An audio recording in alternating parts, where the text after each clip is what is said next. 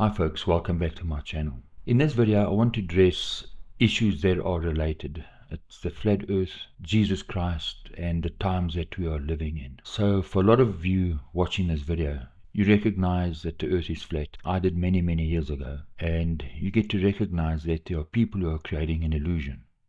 You wonder who's creating the illusion. You know why they're creating it, because the creator must have enemies. That's common sense.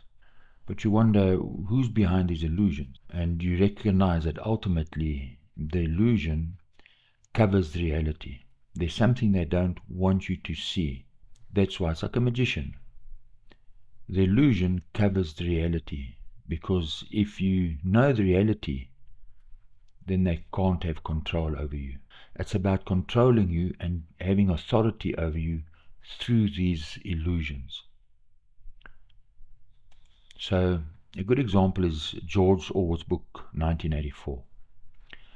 So Winston, the character in the story 1984, he gets bamboozled. Now the solution to his problem is easy. Make the effort to check the facts, otherwise you're going to be a pawn. And the issues were simple. They say the earth is flat, they say the earth is a ball. Well, go and check. So Winston gets bamboozled by simple things. So Winston becomes a puppet, he becomes a pawn. And part of the illusion is to make you feel weak and helpless. It's part of the illusion. And the illusion only has power over you if you believe the illusion is real. When you see the reality, you're in a better place. So I want to talk about the illusion that can trap you. And the illusion is regarding Jesus Christ. So there is a reality about Jesus Christ, but there's an illusion that can trap you. So I want to talk about this illusion. You're a flat earther. You're starting to look at the scriptures. I want to show you a few things that will help you on your journey. You can remove those chains, remove the shackle, and then continue on your journey. And it's things that help me to help us understand something important. Here's people in authority. Criminals, a syndicate that's built a building, and in this building they're controlling everything. In the building, this syndicate, that's the head office, they got drugs and guns and whatnot going on. So the authorities say, look, let's send a warning out, we're going to bring this building down. So send a warning out so that people can leave that building. So the warning goes out, people leave the building, and the building gets torn down. Now, is that warning still applicable once the buildings come down? Well, no. The warning was for those people to get out that building, to leave that building. That warning isn't applicable after the building's down. It doesn't apply. Let's apply that now to Jesus Christ. Jesus mentions to his disciples that the temple is going to be destroyed. So his disciples go to him and say, what is the sign of all of these things? The sign of your coming and the end of the age. So Jesus gives them a whole lot of visual clues. He says, so when you see standing in the holy place, the abomination that causes desolation, spoken of through the prophet Daniel, that means the time is now. The time is ready. So where's the temple? Well, it's been destroyed. It's gone. So therefore, Jesus must have returned and that age ended, because the building is gone. So the warnings that Jesus gave to his disciples about the end of that age, does that warning apply to me and you? Can we apply it to ourselves today? The answer is no. The temple is gone. So what we have is we have religions. So there are religions and organizations that are trying to bamboozle you. They want you to get on board to go and save lives, and your life is in danger because of what Jesus warned applies to you, when in fact it doesn't. It applies to the people that were living at that time. So if we look at what Jesus was speaking about, he warned us about these very things. He said, look, so even if someone tells you, there he is in the wilderness, do not go out, or here he is in the inner rooms, do not believe this. That's at Matthew 24 verse 27.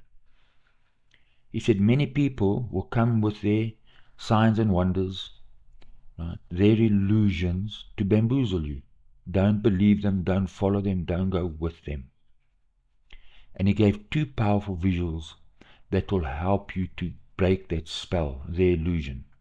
The one visual that he gave us was, just as the lightning flashes from the east to the west, so it will be with his return.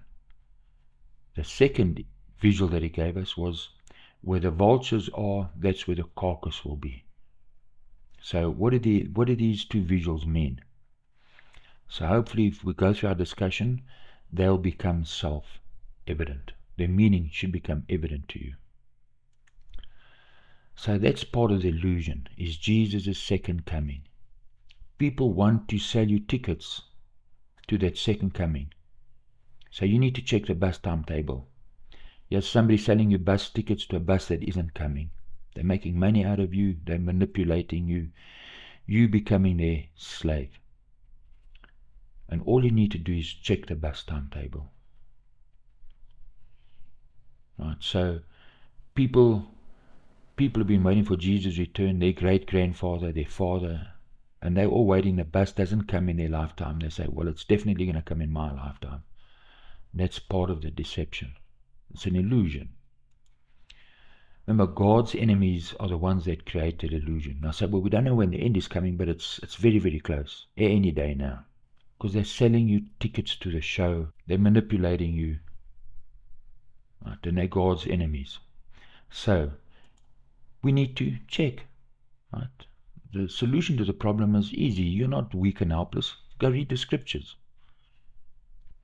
So, when Jesus was speaking, he spoke about this generation. He gave them warning and signs to these people about their time period, about his return in their lifetime. Not mine and your lifetime. It was in their lifetime while the temple was still up, while the temple was still standing. This generation. Right? So God sent his prophets to kings about things that was going to happen in the lifetime of that king. He wouldn't send a prophet to warn that king about things that were going to happen 2,000 years later, because the warning must have an application. It's common sense. So, Jesus was speaking about his return in kingdom power. So when did that happen? So we read Matthew, Mark, and Luke. Jesus says, truly I say to you, there are some standing here who will not taste death until they see the Son of Man coming in his kingdom. So how do you understand that? Well, you will be alive when I return in kingdom power. That's how I understand it. And so some folks will say, no, he was talking about his transfiguration, which happened a week later. So is that true? Well, it can't be, because Jesus didn't return in kingdom power a week later, because when he becomes king, no one can take that kingdom from him. He died after that. And if you're saying that he was talking about the transfiguration, that would mean that Jesus was saying that by next week most of you will be dead. Truly I say to you, there are some standing here who will not taste death until they see the Son of Man coming in his kingdom. So are there people walking around alive today that are 2,000 years old? No. So the meaning is obvious. You will be alive when I return in kingdom power. This generation will by no means pass away until all these things occur. All the signs that he gave would happen in the lifetime of that generation. Not in my lifetime and your lifetime, or your grandfather's lifetime, or your children's lifetime. The lifetime of the people that he was talking to. Why would he be talking to people about your lifetime? For what? What purpose? It doesn't make sense. So Jesus said in Matthew 25, be on the alert then, for you do not know the day or the hour. You have to be alive to be alert. What's the point of you telling someone, go wait for the bus, be alert because it would come at any moment. But you know that he's going to be dead because the buses ain't going to come in 100 years from now. What's the point? You must be alert. The day and hour in their lifetime, he was speaking to them. It can't be everyone's lifetime in a span of 2,000 years. It just doesn't make sense. So when Jesus returned, he destroyed Satan's kingdoms and empires. The temple was destroyed along with everything else. And the evidence of that destruction are the ruins we see all around us. Right? So those people who are trying to hide the fact from you will say, oh, this is just wear and tear. No. This is evidence of a destruction, a catastrophic destruction that happened at that time. Kingdoms fell, collapsed, and were destroyed. Right. So these same religions, and there are plenty, whether they Jehovah's Witness, Mormons, born-agains, whatever, they're all telling you the same lie. Right. So they'll use the scripture like Daniel 2. King Nebuchadnezzar has a dream. Now, many of you who read the Bible understand what the meaning of this, of the dream. It was the head of gold, which represented Babylon. It was the upper torso, which represented Persia, the bottom torso, which represented Greece, and then the legs of iron, which represented Rome. So they will tell you that this was when Belshazzar was ruling Babylon, and it ended in 539. So 66 years later it ended. Then along came Darius the Mede and Cyrus the Great. They took over world rulership in the year 539 till 331 BCE. They ruled for 208 years when the king of Macedonia, his son Alexander the Great, defeated Xerxes. And so Alexander the Great's kingdom lasted for 185 years. Because he died, his kingdom was split by his 4 generals. It was General Lysimachus, General Seleucus Nicator, Cassander, and Ptolemy Lagus. So the 2 surviving dynasties were Ptolemy, who ruled over Egypt, and Seleucus Nicator, who ruled over Europe and the Mediterranean area, and the Mediterranean area, and in the Mediterranean districts. Right. And so the Roman Empire sprang from Seleucus Nicator. Well, you see, 2,000 years later, who's ruling? And in Daniel's prophecy, a rock not cut by human hands smashes that kingdom when Rome is still ruling. So who defeated Rome? They'll say, well, nobody did. The image is actually still standing. It's Germany and then France and they go off on a wild goose chase. No, that image was destroyed, and it was destroyed during the time, that period when Jesus' disciples were on earth. It was destroyed during the time period when Jesus' disciples were still on earth. I'll say the Roman Empire just fizzled out, a slow decline, when the reality is no, it was a very, very big fizzle. The fastest slow decline you've ever seen. People were destroyed. The end came for them while they were sleeping in their beds. And that's exactly what Jesus said. It will be like the days of Noah. They took no note until the end came. Suddenly they were dealt with because they refused to listen. So Jesus Christ destroyed the Roman Empire. And Satan's rulership over the earth ended with Rome. So they're still trying to tell you that we are living in the period of the clay and the iron in the feet of that image. They're just selling you tickets to the show. That's a 2,000-year lie. That image fell. Jesus and his disciples. Jesus' disciples did an earthwide preaching work in that time, at that generation. And there was a polarization that happened in the earth at that time. And the evidence is all around us.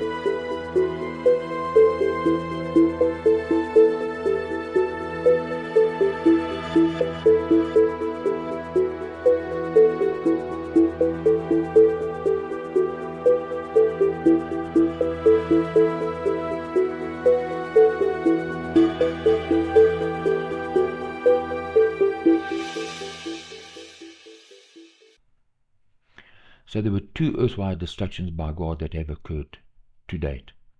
The flood and the return of Jesus Christ when he destroyed Satan's empire. So they've just lied about the times that we're living in. So the illusion regarding Jesus Christ that can be a trap is that you're waiting for Jesus' return, when in fact he returned a long time ago and he's ruling in heaven as King of Kings. So what does this mean for you?